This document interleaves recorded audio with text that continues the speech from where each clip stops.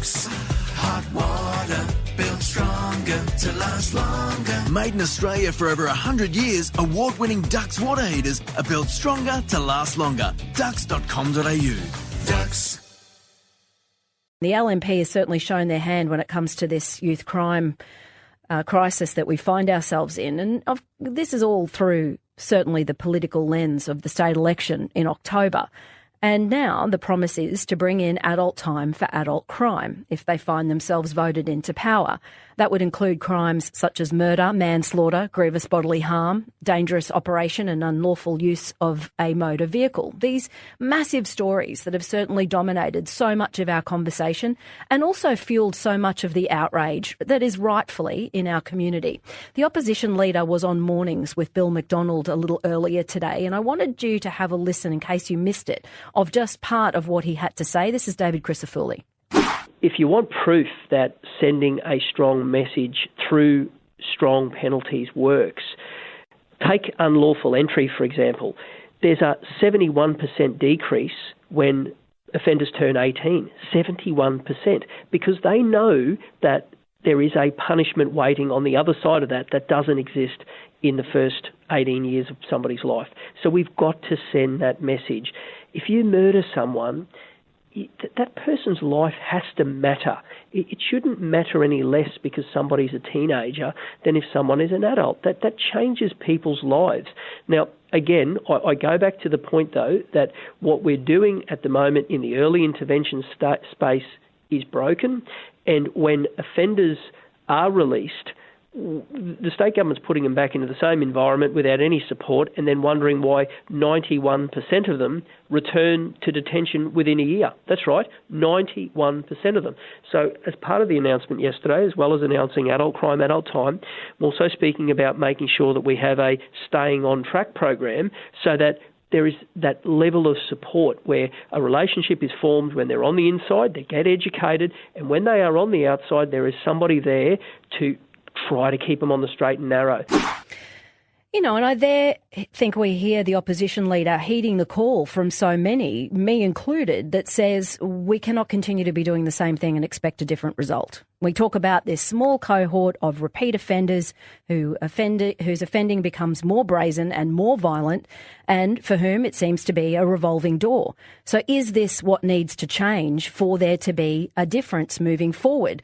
Not going to be the fix that we need across the board, but should it be one of the elements? And the slogan, of course, that we're hearing an awful lot is adult crime, adult time.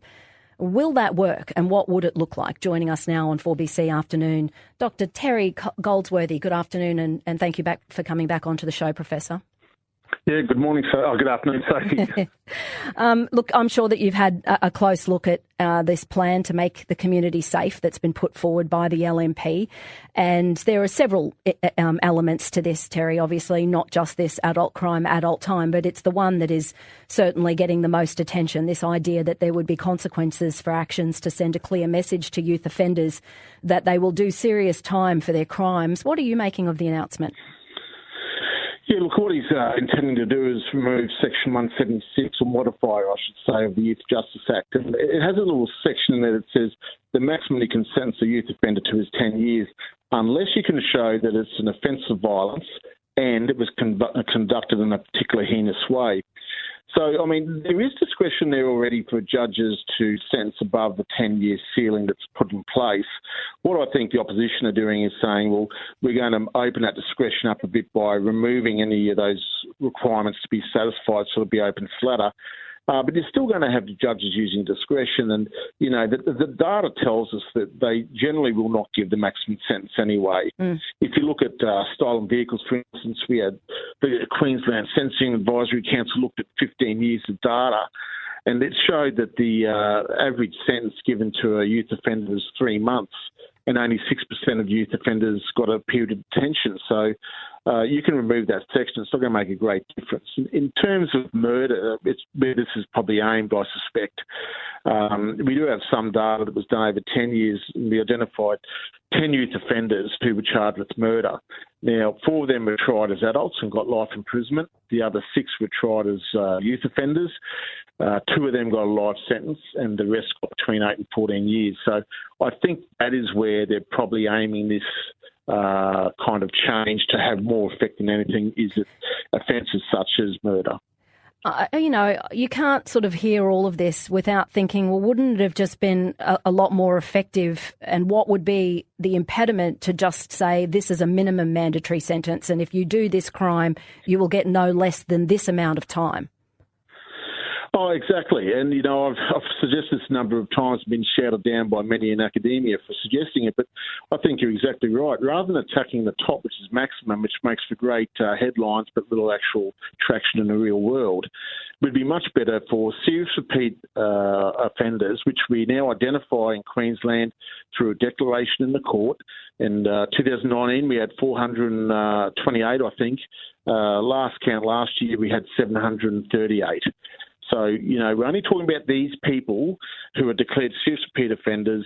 They commit certain crimes that meet certain criteria in terms of offending time between offences, etc., whatever you want, that there is a minimum mandatory sentence for them. It could be a quite nuanced approach. It's quite evidence-based. It's not like the systems we saw in WA and the Northern Territory, the 3 strikes you're out, which were just blunt instruments. I think you could make a very good case for having a minimum mandatory sentencing regime for serious repeat offenders, youth offenders in Queensland. And yet that's not the position that the government has decided to take, nor the opposition. No, look, I think they're all scared of mandatory sentencing for youth offenders on those past experiences that I just referenced. But, if you have a look at those past experiences, they were very, very broad and blunt legislative regimes put in place. With the data that we now have access to in terms of the offending cycles, the amount of offending and all those type of things, which we bring out because we rate serious repeat offenders on a scale. That's how the courts make a declaration as to whether they're a serious repeat offender or not. We've already got that evidence in the system because we're making those declarations. Well, let's just have a regime of sentencing that applies to those people. And, if you look at sentencing, there's 5 principles that guide it. One is punishment of the person, protection of the community, deterrence from other offenders, and denunciation of the offender. And last is rehabilitation. The current government has been offender-centric in terms of rehabilitation. What I think we've seen the opposition try and do, and very belatedly the government started to do it too, is have a victim orientation where punishment and protection are becoming primacy. And you could do that even better by having a minimum mandatory sentence where you don't have to worry about, judges gave a soft sentence. You could actually remove that discretion to some degree. And I think that that's exactly right. And what the community wants is to see victims put in the middle of this in terms of what they are being, how they're feeling like they become the victim that never gets to sort of see any of the way the court is set up in their favour, not just in terms of the sentencing, but in all of the support services that come around it.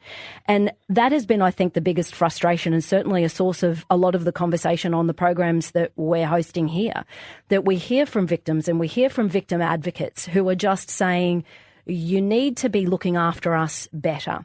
And I just wondered, Terry, have we reached a point where we can actually do both things, where we can see that sentencing and changes to the Youth Justice Act and the different options that might become available in terms of rehabilitation and reintroduction into the community can also be met and matched with a better way to not only look after victims of crime, but also to be doing more to feel like the community is feeling protected from crime. Well, you're correct. I mean, giving someone a sentence and punishing them appropriately is not mutually exclusive to rehabilitating someone. In fact, if you have people going in for very short periods like 3 months, etc., they're not going to be able to access proper rehabilitation plans that they might if they got a 12-month program in there. So they're not mutually exclusive. I think, we kind of lose this argument where people go, if you're seeing people in jail, they're never going to be rehabilitated or, they're going to be exposed. I mean, we're only talking about the serious repeat offenders here. I mean, a child who goes and shoplift will be cautioned and diverted. They'll never go to the criminal justice system. Yeah. So we're talking about a very small, specific group of offenders that we'd be looking at doing these kind of behaviours with. I also just wanted to get get your take on what I talked about as being the third prong of this. And a lot of people, when we have these discussions, will send through texts and emails to us to just say, what about the parents? I constantly remind the listeners that in a lot of cases they're completely absent, and they have been absent for most, if not all, of these children's lives. How can we do a better job of going further upstream? Yeah, well, I think that comes into the pre-crime area. So you have pre-crime, where they commit the crime, or they're committing crime, and then what we do with them post-crime. And where you're talking about there, I think, is pre-crime, where we know that high numbers of these youth offenders who go to court matters and have matters proven in court have high numbers of parents who are engaging in domestic violence, poor at parenting, are incarcerated themselves, they're exposed to drug use in their house, and that leads the child to not engage with education, to undertake drug use themselves. Youth offenders in Queensland, we know 80% of them have used a substance and 40% or thereabouts have used methamphetamine or ice. So those are the things that we could fix up, as you're alluding to, in the family dynamics. I mean, unfortunately, we don't test people to see if they're going to be a good parent. We test people to see if they can drive a car. But the most important thing you do in life, raising your children, we have no kind of testing for. And I think that's where, services from the government that are non-police related should be in there and identifying these issues. We know what the causal factors are for youth offending. Yep. We should be addressing them better to ensure it doesn't occur. Yeah, that's a tough one and one that we always have to talk about very sensitively. Always appreciate your time, Terry. Really, thank you so much for jumping on today and sharing your insights with us. That's Professor Terry Goldsworthy. No doubt we'll be talking again. Thanks, Sophie. Ducks, hot water, built stronger to last longer. Made in Australia for over 100 years, award-winning Ducks water heaters are built stronger to last longer. Ducks.com.au. Ducks. G'day, it's Phil Gould. The game's never been so competitive, so fast or so bloody good. If you want to know what's really happening in the NRL, you need Six Tackles with Gus. It's my podcast, my rules, my opinion, unless I'm told otherwise. I'll cut through the spin and break down the real issues every week of the NRL season. Subscribe to Six Tackles with Gus podcast, available every Wednesday during the NRL season, or watch it on 9 Now.